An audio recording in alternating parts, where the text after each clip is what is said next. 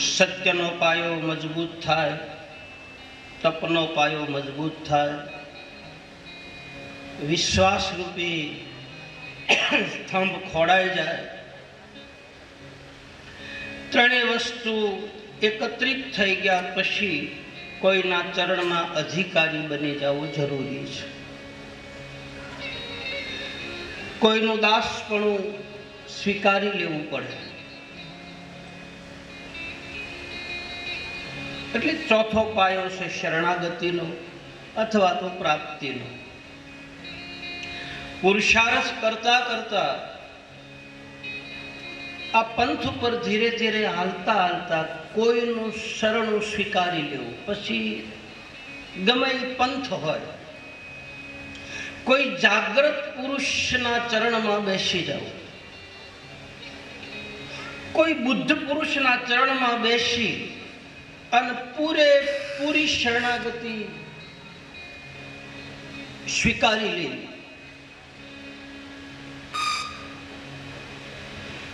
જેના આશરે બેસી ગયા પછી, જેના ચરણમાં મન વચન કર્મ સમર્પિત કરી દીધા પછી આપણને શું મળે એ કથા શરૂ થાય. પહેલી વાત એ તો કોઈના આશરે જાય તો આપણને પહેલો આવકારો મળે કે આવો ભાઈ, આવો, બેસ, બેરો, ચા પીવો, પાણી પીવો. આશરાનો અર્થ શું થાય? આ આશ્રમનો અર્થ શું છે? કોઈ પણ સંસ્થા હોય, કોઈ પણ ધર્મનું સ્થળ હોય, એને આશ્રમ કહે તો આશ્રમનો અર્થ શું થાય? કે આવનાર વ્યક્તિને પહેલી વસ્તુ તો એને આવકારો મળે, એને આશરો મળે. આ નોધારાનો આશરો છે, આ નિરાધારનો આશરો છે. સાધુ સંત કે સદગુરુના ચરણમાં ગયા પછી આપણને પહેલો આશરો મળે. આવ ભાઈ, કે બેસ ભાઈ. ભલે મારે તમારે એની હારે નાતો હોય કે ન હોય, 18 વર્ણમાંથી કોઈ પણ આવે,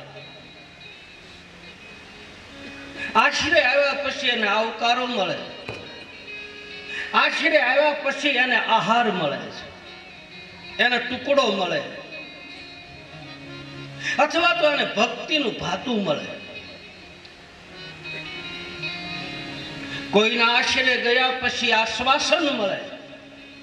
આપણા જીવનમાંથી આપણે કંટાળી ગયા હોય અને કોઈ સદગુરુ સંતના ચરણમાં જાય તો આપણને આશ્વાસન આપે, આપણને શિખામણ આપે, આશરો મળે, આહાર મળે, આશ્વાસન મળે અને પછી આપણા માયલાને આરામ મળે, પછી આપણને શાંતિ મળે. આ આશ્રમની માલપા આ 4 વસ્તુ હોવી જરૂરી, અને 4 વસ્તુ હોય એને જ આશરો કહે છે, એને જ આશ્રમ કહે. અને ત્યાર પછી 5મું કારણ, કોઈની શરણાગતિ સ્વીકારી લીધા પછી આપણને એનો આધાર મળે કે અમે તારા આધારે હાલીએ, અમે તારા પગલે પગલે હાલીએ છીએ. મારે તમારે કાં તો શાસ્ત્રના ચરણમાં જવું પડશે, કાં તો કોઈ સંતના ચરણમાં જવું પડે. આ 2 જ ઉદ્ધાર છે મારો ને તમારો. કાં તો કોઈ શાસ્ત્રને સમર્પિત થવું પડે, કાં તો કોઈ સંતને સમર્પિત થવું પડે. પૂરેપૂરી શરણાગતિ સ્વીકારી લેવી પડે. આ બધા મહાપુરુષો એ ચરણના દાસ બની રહ્યા છે, બાપ બની નથી રહ્યા. ધ્યાન દેજો બરાબર. એ એના દાસના દાસ થઈ રહ્યા છે. સંતોની વાણી, મહાપુરુષોની વાણીમાં એમાં નામાચરણમાં આવે, ફલાણા દાસ બોલ્યા, ફલાણા દાસ બોલ્યા, દાસાનું દાસ બોલ્યા. એના ચરણના અધિકારી બનીને બોલ્યા. એટલે ચોથો પાયો, ચોથો બિંબ ઉભો છે શરણાગતિનો. શ્રદ્ધા, વચન, વિશ્વાસ અને શરણાગતિના આવા 4 સ્તંભ તૈયાર થાય અને જેના 4 સ્તંભ તૈયાર થઈ જાય એના ભીતરની માલપા કાયમ રામદેવજી મહારાજની જોત જગે, કાયમ એના પાટે ધણી આવે ને આવે. 4 વસ્તુ જેની પાસે હોય, ધર્મ પુરુષની પાસે, નિજાર પંથની ઉપર હાલનારા મહાપુરુષો જતી અને સતી, એને 4 વસ્તુ હોવી જરૂરી છે. પહેલા તો સત્યતા હોવી જોઈએ, શ્રદ્ધા હોવી જોઈએ, વચનમાં પાકું રહેવું પડે, વિશ્વાસ હોવો જોઈએ અને કોઈના ચરણના દાસ બની અને અધિકારી પણ મેળવી અને કાયમ અલખનો આરાધ કરે તો એના આરાધે ધણી આવે, જરૂર આવે. શ્રદ્ધા ન હોય તો ન આવે. શ્રદ્ધા વગરનું જ્ઞાન નકામું. ગીતાજીની અંદર ભગવાન કૃષ્ણ બતાવે છે કે હે અર્જુન, શ્રદ્ધા વગરનું દાન નકામું, શ્રદ્ધા વગરના જપ નકામા અને શ્રદ્ધા વગરની પૂજા નકામી. તો આવા 4 ધર્મના ચરણ તૈયાર કરી અને એના ઉપર હવે રામદેવજી મહારાજના પાયાના મંડાણ કરી અને હવે કથા આપણે શરૂ કરીએ એટલે આપણી 4 વસ્તુ મજબૂત થાય. હવે રામદેવ કથામાં આપણે પ્રવેશ કરીએ. અત્યાર સુધી તો આપણે પાયા ગયા, પ્લિન્થ બાંધી અને એમાં આવા મહાપુરુષોની સાયા મળી જાય અને પછી આ કથાને આપણે હવે ધીરે ધીરે વેગ આપીએ. એમે તો પ્રેમના આવા પાટ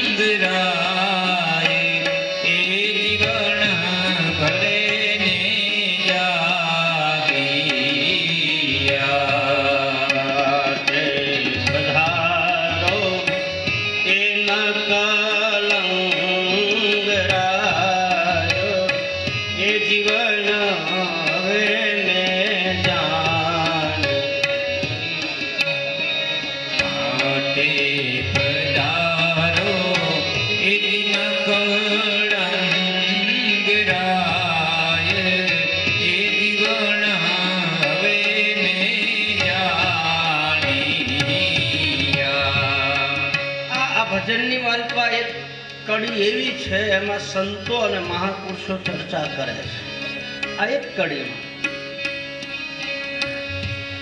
ગાવાવાળા એમ ગાય છે કે મેં તો સિધરે જાણીને તમને સેવી. માં અમરમાનું ભજન છે પણ સંતોએ એનો ખુલાસો કર્યો, સિદ્ધ નહીં. મેં તો શુદ્ધ રે એ જાણીને તમને સેવિયા. મેં તો શુદ્ધ રે એ જાણીને તમને સેવિયા.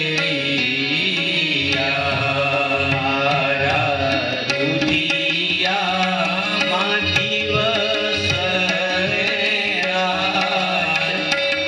જીવન હવે મેં જાણી.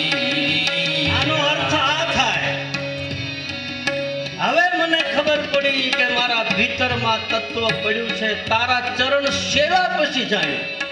સંતો આનો અર્થ એ કરે, બાકી માલિકા તો છે.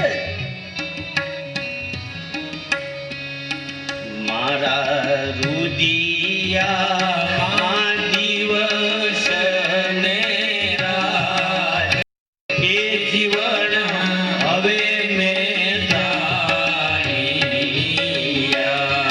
મેં તો સુધરે એ જાણીને તમને સેવ્યા. આવા પવિત્ર પુરુષની સેવા કરી અને એનાથી મારા ભીતરમાં જ્યોત જાગી. એના એના એના એના ચરણ સેવાથી મારા ભીતરમાં પ્રકાશ થયો. સિદ્ધ તો તમે બની શકો. તમે અમુક અનુષ્ઠાન કરો, અમુક મંત્રના જાપ કરો એટલે તમારી પાસે સિદ્ધિ આવે, જરૂર આવે. શુદ્ધ બનવું કઠિન છે. સરળ શીત રાખીને નિર્મળ રહેવું પાનબાઈ એ કઠિન છે. જે શુદ્ધ બની જાય, પવિત્ર બની જાય, કપડા ભલે ગમે એવા પહેર્યા હોય, કપડા હામું ન જોતા એના એના એના ચારિત્ર હામું જોજો, એના પગલા હામું જોજો. અને જગતમાં બધાના પગલા જ પૂજાના છે ભાઈ, એનું ચારિત્ર જ પૂજાનું છે. શુદ્ધ બનો, પવિત્ર બનો. આવા પવિત્ર પુરુષના ચરણમાં બેસવાથી આપણા ભીતરની અંદર રહેલું પરમ તત્વ જાગૃત થાય. અને થવું જ પડે, એને એના કનેક્શન લાગુ પડે, એને અર્થિંગ મળે. જે જેના હોય ને એને અર્થિંગ લાગુ પડે પડે ને પડે. એ ચુકાઈ ન રહે મારી પર. આ ચેતના તો પડી છે અંદર, કોઈ જગાડનાર હોવું જોઈએ. કોઈ મળી જાય મિલે, કોઈ એસો સંત ફકીર કે પછી પહોંચા દે ભાવ દરિયા કે તીર. આપણી વાણીની માલપા ગૂઢ રહસ્યો સવારામ બાપાનું લહેર્યું છે, તમે સાંભળ્યું હોય તો કદાચ. અંગૂઠો મરડી મેં પીયું ને જગાડ્યા, આડું જાય અવળું જાય નણદલ માગે લહેર્યું. ના, લહેર્યું નથી. એમાં એમાં એમાં બહુ ગૂઢ રહસ્ય આપ્યું. આજે મહાપુરુષો જે શબ્દો મૂકી ગયા, એ શબ્દોનો વિસ્ફોટ કરો ને તો એમાંથી ઘણું નીકળે. મેં પહેલા તમને કહ્યું કે આમાં ગૂઢ રહસ્યો ભર્યા છે.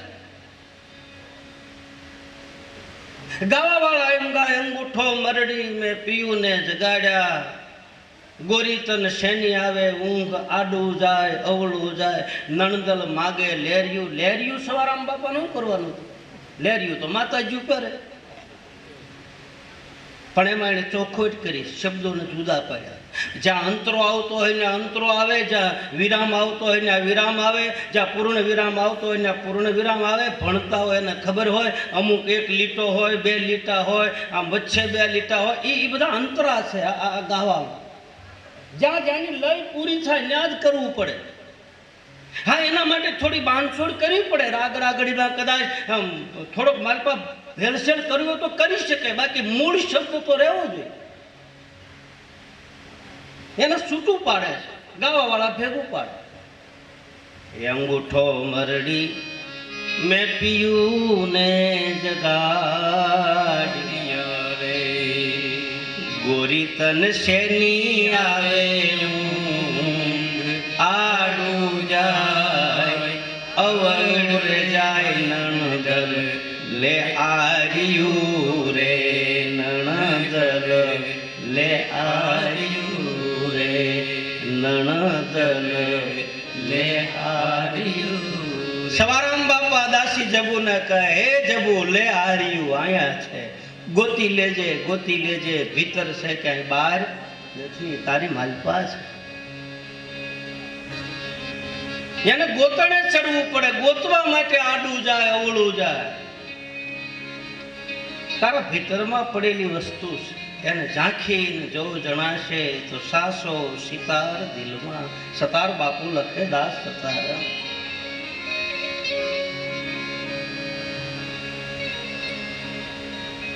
તો મારો કહેવાનો ભાવાર્થ કે શુદ્ધ જાણી અને સેવવા, સિદ્ધ જાણીને નહીં. અને જે શુદ્ધ જાણીને સેવે છે એના ભીતરમાં જ્યોત પ્રગટ થાય, એના ભીતરમાં જ્ઞાન તત્વ પ્રગટ થાય, એના ભીતરમાં અંજવાળું પડે પડે ને પડે. તો આવા પ્રેમના પાઠ માંડી એના ઉપર ભગવાનને વિરાજિત કરી અને હવે રામદેવ કથામાં પ્રવેશ કરીએ કે આજથી 850 વર્ષ પહેલા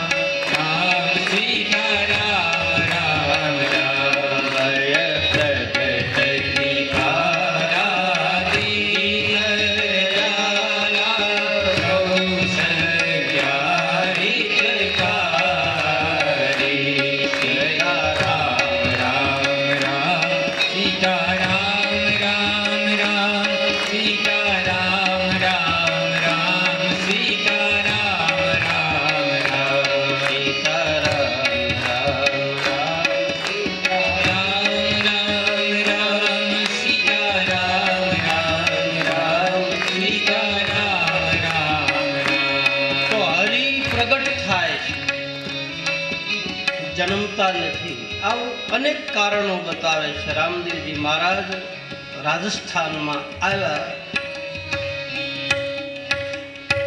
અવતારોના અનેક કારણો હોય છે.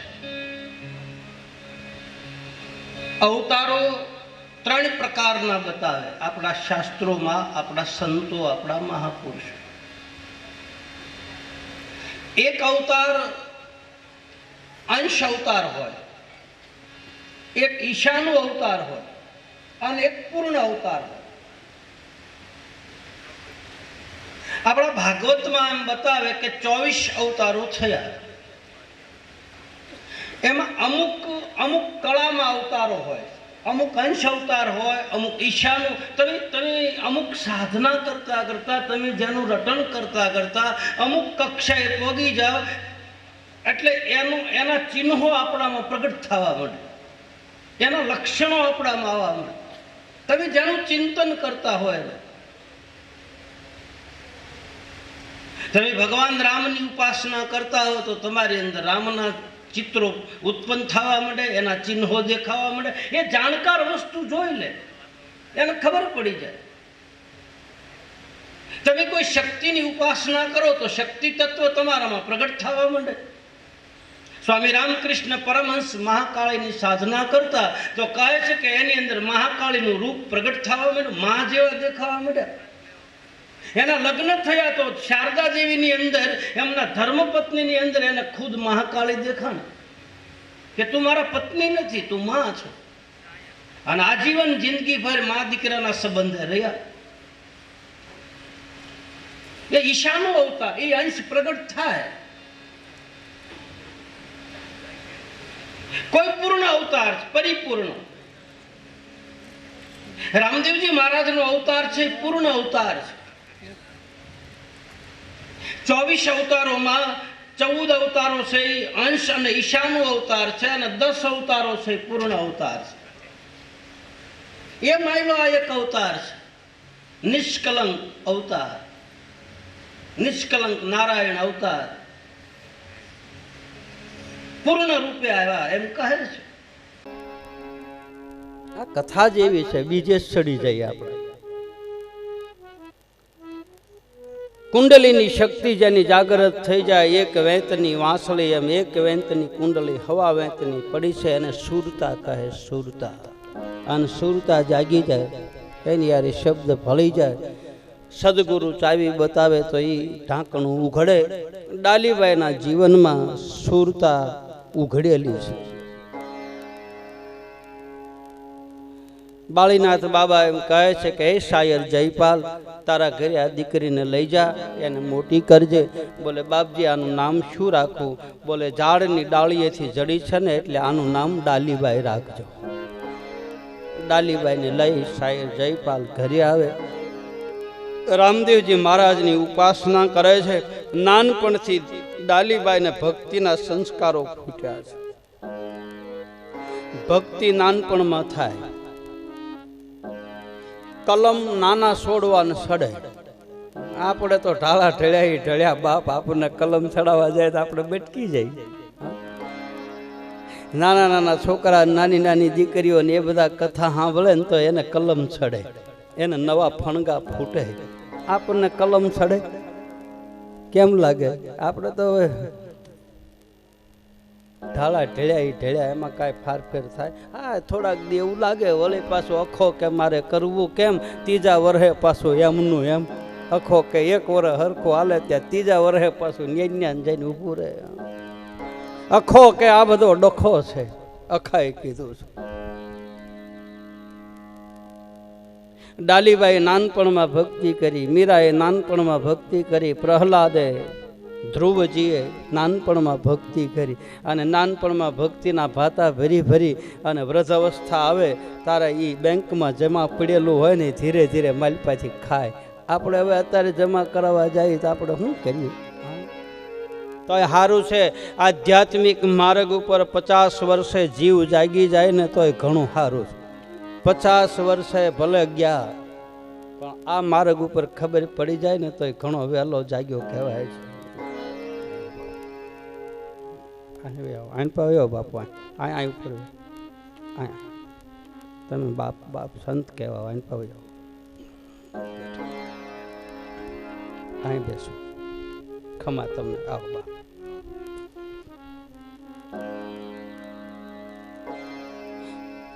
ડાલીબાઈના જીવનમાં આવી ઘટનાઓ બને છે ધીરે ધીરે મોટા થાય હજી રામદેવજી મહારાજનો મેળાપ નથી થયો માલપા ઝંખના છે મળવાની જેને માલપા મેં કાલે કહ્યું હતું ને તમને માલપા જેને મળવાની તાલાવેલી હોય ને જો હાસો ભાવ હોય ને તો સામેવાળાને તમને મળવાનો ભાવ થાય હા તમે જેને ભજો એ તમને ભજે તમે રામનું સ્મરણ કરતા હો તો રામ તમને ભજતો જ હોય તમે કૃષ્ણનું સ્મરણ કરતા હો તો કૃષ્ણ તમને ભજતો જ હોય તમને સદગુરુનું સ્મરણ કરતા હો તો સદગુરુ તમને યાદ કરતો જ હોય પણ એના યોગ થાય તારે મેળાપ થાય ત્યાં સુધી મેળાપ થતો નથી એના સંજોગ સમય સમય બળવાન હે નહીં પુરુષ બળવાન કાબે અર્જુન લૂંટ્યો વહી ધનુષ વહી વાણ આ સમય એવો આવી જાય એટલે તુરત ત્યાં ભડાકો થઈ જાય સમય ન હોય તો ભડાકો ન થાય એના સંજોગ જોઈ યોગ જોઈ ડાલીબાઈને હજી યોગ થયા નથી હજી રામદેવજી મહારાજનો મેળાપ નથી થયો પણ માલપા મળવાની ઈચ્છા છે અને એમાં રામદેવજી મહારાજને ઈચ્છા થાય છે કે મને કોક યાદ કરે છે મને કોક યાદ કરે મને મારી મીરા યાદ કરે શબરી યાદ કરે નરસૈયો યાદ કરે ડાલી યાદ કરે મને કોક ભગવાન હૂતો જ નથી રાતને દી જાગે રાતને દી એની પ્રસિદ્ધ કથા રામાયણની માલપા પ્રસંગ છે રામચરિત માનસના દ્રષ્ટાંતો વધારે હું આપું છું કથા શું કામ કે આપણે રામાયણ સાંભળેલી છે અને રામાયણ આપણા જીવનમાં વણાઈ ગયેલી એટલે એના દ્રષ્ટાંતો વધારે કહું છું મારી રામદેવ કથામાં તમને ખબર છે ચિત્રકૂટમાં ભગવાન રાઘવ ભરતજી મળીને પછી જાય અને એમાં નંદીગ્રામમાં અયોધ્યામાં ભરતજી આવે અને માને પ્રાર્થના કરે છે કે માં કૌશલ્યાને કહે છે કે તું રજા દે ને તો હું સરયુના કિનારા ઉપર નંદીગ્રામમાં તપ કરવા માટે જાઉં માં કૌશલ્યા એમ કહે છે કે બેટા રામ અને લક્ષ્મણ વનમાં છે હવે તું વયો જા પછી અમારી અયોધ્યામાં શું દશા થાય કે માની પાસે ભરતજી હાથ જોડીને કહે છે કે માં દરરોજ તારી પાસે આવીશ તને મળી જાય રાજનો કારભાર હું કહી અને બધાને રાજનું કામ હોપીને પછી જાય પણ તું મને જવા દે કારણ કે જે અયોધ્યામાં રામ ન હોય ને એ અયોધ્યામાં મારું કોઈ કામ નથી ભરતજી રોયા છે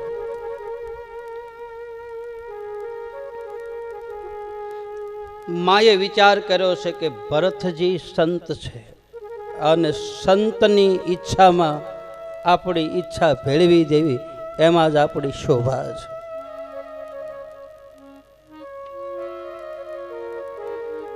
માં કૌશલ્યા કહે છે કે બેટા ઠીક છે જા બાપ તારી જો ઈચ્છા હોય ભરતજી નંદીગ્રામમાં આવે ધરતીમાં ખાડો કરી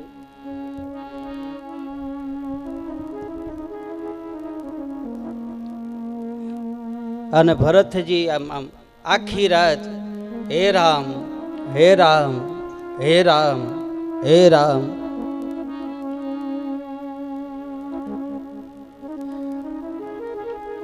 ઘણા દિવસ વીતે અને અહીંયા ભગવાન રામ ચિત્રકૂટમાં અડધી રાત્રિએ ઊભા થાય કોઈને ખબર ન હોય જાનકીજી સૂતા હોય લક્ષ્મણજી આમ કુટિયાની ફરતી પ્રદક્ષિણા ફરતા હોય અને અડધી રાત્રિએ રામ પોતાની ઝૂંપડીમાંથી બહાર નીકળી અને અયોધ્યા સામું મુખ રાખી અને માલપાથી જાપ જપે બ્રહ્મ છે છતાં એ માલપાથી યાદ કરે કોને યાદ કરે અહીંયા ભરતજી એમ કહે હે રામ અને અહીંયા રામ એમ કે હે ભરત હે ભરત. રામાયણમાં તો ત્યાં સુધી લખે છે કે ભરતજીને યાદ કરતા કરતા ભગવાન રામની આંખમાંથી આહુડા પડે છે, ભગવાન રોવે છે. સીતાજી એકદમ બહાર નીકળે, ભગવાન આંસુ તરત લૂછી નાખે. એને એમ થાય કે જાનકીને વધારે દુઃખ લાગશે. જાનકીજી કહે, પ્રભુ આ તમારી આંખમાં આંસુ કેમ? બોલે, દેવી મને મારો ભાઈ ભરત યાદ આવે. મારો ભાઈ ખાતો નથી, ધરતીમાં ખાડો કરીને સૂતો છે. 14 વર્ષ મારા ભાઈને કેમ જાય? આવું ભગવાન કહે છે. તમે જેને ભજો ને બાપ, એ તમને ભજતો જ હોય છે. જેના પ્રત્યે તમને લગાવ હોય છે એ તમને યાદ કરતો જ હોય છે, પણ એને મળવાના સંજોગ નથી હોતા.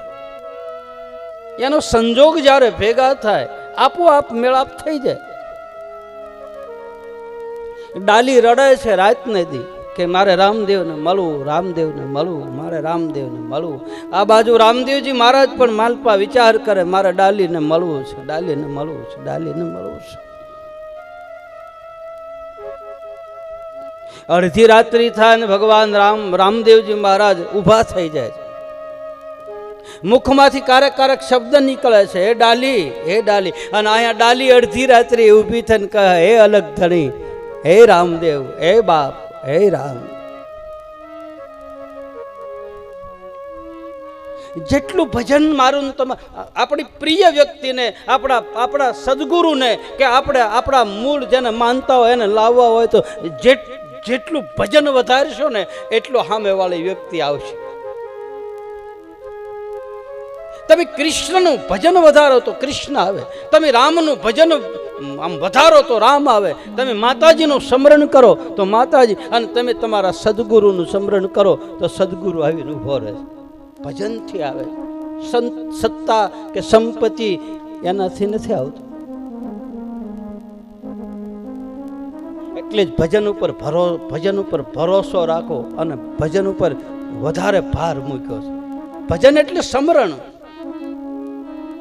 તમે રામ રામ કરો છો, ઠીક છે, કરવું જ પડે, કરો જરૂર, પણ એમાં સદગુરુએ આપેલું જે સ્મરણ હોય એ સ્મરણ જેના હાથમાં આવી જાય એ સુમરનથી સદગુરુ આમ અંકુશમાં આવે. ગુરુએ આપેલું સ્મરણ એનું 24 કલાક રટણ કરે.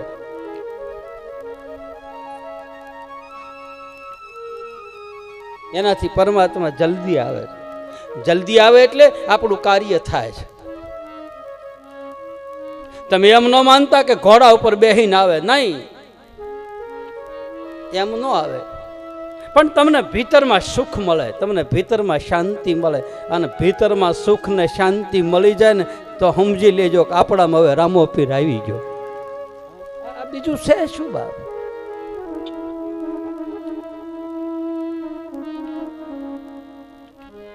એક દિવસ રામદેવજી મહારાજ પોતાની ગાયોને લઈ અને રણુજાના ઘણજોળ નામના વિસ્તારમાં આવે ને આમથી ડાલીભાઈ બરોબર નાના નાના વાસરું લઈ અને ડાલીભાઈ નીકળ્યા. દૂરથી રામદેવજી મહારાજને જોયા છે.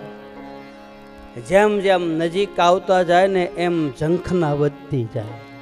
ક્યારે મળે, ક્યારે મળે, ક્યારે મળે, ક્યારે મળે. અને રામદેવજી મહારાજ અને ડાલીની બેયની નજરું એક થઈને નજરથી ઓળખાણ કાઢી.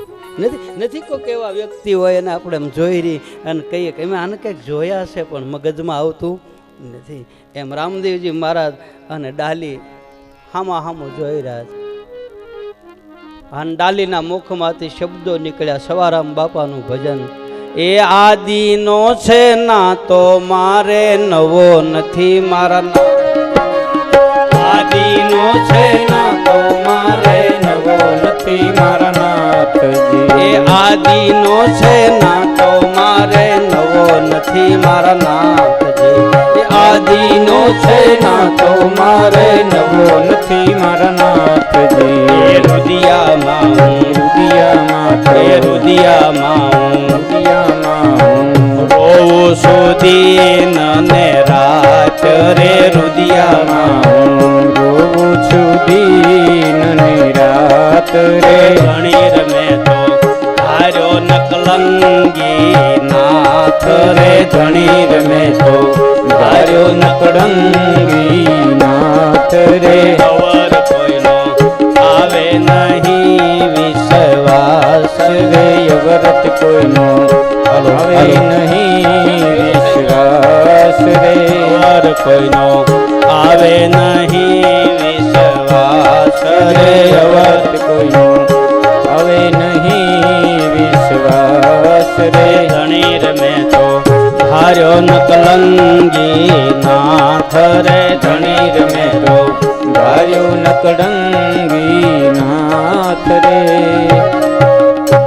ડાલીભાઈ રામદેવજી મહારાજની સામે જોઈ અને કહે છે આદિનો નાતો છે, જૂનો નાતો છે.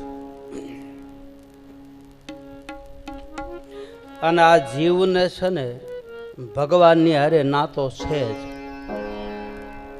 મેં હમણાં જ કહ્યું ને ડાલીબાઈના જન્મ વખતે એની હારે નાળ જોડાયેલી હોય છે, એ નાતો તો હોય એની હારે. બ્રહ્મની હારે સંબંધ તો છે જ.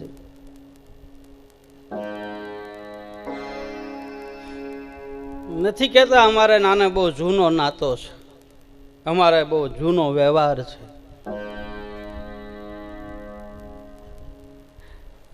નાતો બંધાઈ જાય ને પછી નાતા નિભાવવા બહુ કઠિન છે. પછી સાંસારિક નાતો હોય તોય ભલે, ગુરુ શિષ્યના નાતા હોય તોય ભલે. અને મારું એકનું નામ નથી બાપ, નારાયણ સ્વામી આખા ગાંડાની વણઝાર ગાય છે.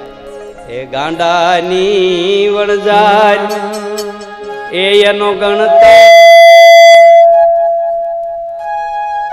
નો આવે પાર. પ્રભુ તાર ગાંડાની વણઝારજી, ગાંડાની વણઝાર એનું ગણતા નાવે પાર. જો તમે ગાંડાની વણઝાર. ગોવિંદ ભગત થયા ગીરમાં, એનું આ ભજન છે. એ લખે ગોવિંદ ગાંડો એનું ગીતડું ગાંડો અન ગાંડા ભળનારજી. ગોવિંદ ગાંડો એનું ગીતડું ગાંડો અને ગાંડા ભળનારજી. ગાવા વાળો ગાંડો, સાંભળવા વાળો ગાંડો અને લખવા વાળો ગાંડો. એટલે હું ગાંડો અને તમે બધા ગાંડા. અને ગાંડે ગાંડા ભેગા થાય ને તારે જ એકાબીજાની વાતો માને. ગાંડો ડાયાની વાત ન માને.